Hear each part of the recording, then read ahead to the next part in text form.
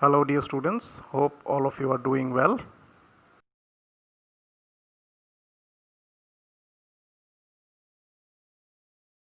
We shall start a new chapter today from your grammar book, that is simple future tense. As you can see in the screen, the definition of simple future tense is given there. Actually, simple future tense is also known as future indefinite tense. The simple future tense is used to talk about things that have not happened yet. It indicates an action likely to happen in the future. As you can see in the screen, that the structure of simple future tense is given there. Shall oblique will plus V1.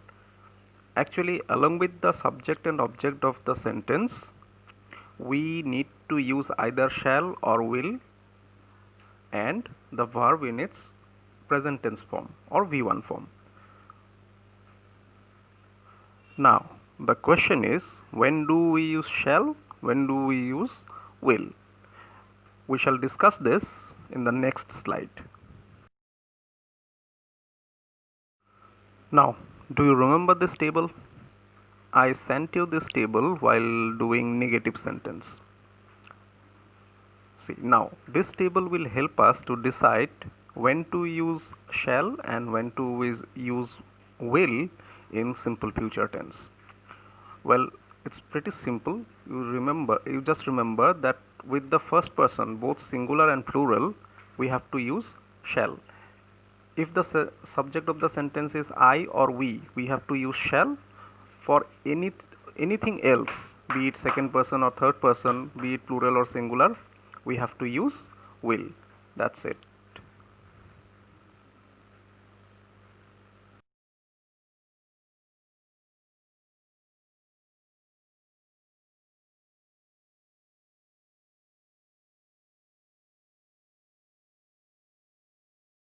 Here in this slide, we'll see some worked out examples of simple future tense. Now, before we start, let me tell you something, that simple future tense is the easiest of all. I mean, whatever tenses that you have done so far, this is the easiest. How I'm telling you. See, in the first sentence, my brother dash within bracket go to Delhi tomorrow. It is given there. Now, the only thing that we have to decide is that whether to use will or shall, and the verb that is given in bracket, it will remain same. Like I told you while discussing the structure of simple future tense, that it is always the V1 form. So you just have to remove the bracket. That's it. So with my brother is third person singular number, so we have to use will. So your answer is my brother will go to Delhi tomorrow. Go remained the same. You don't have to make any changes with the verb. Next sentence, here you see Sunidhi is again third person singular number. So with Sunidhi we have to use will. Sunidhi will plant a tree.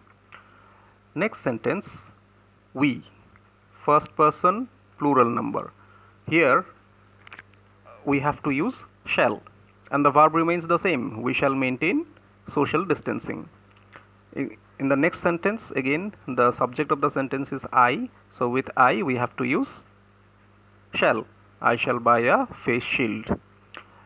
Next, last sentence, that is Irfan is a third person singular number, so with Irfan we have to use will. Irfan will play the match.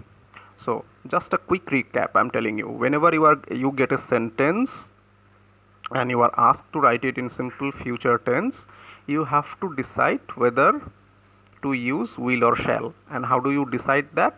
If the subject of the sentence is first person, means I or we, you have to use shall. For any other subject, it will be will. And as I told you earlier, that the verb remains the same.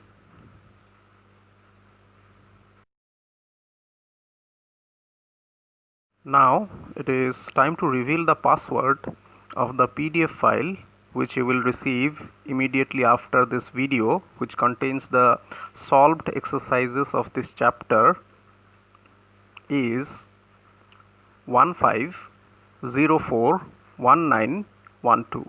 I repeat, 15041912.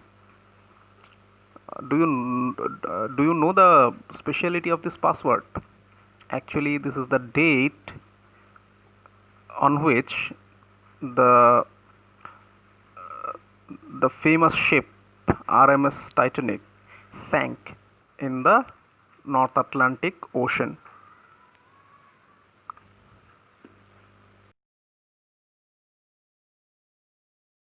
Thank you.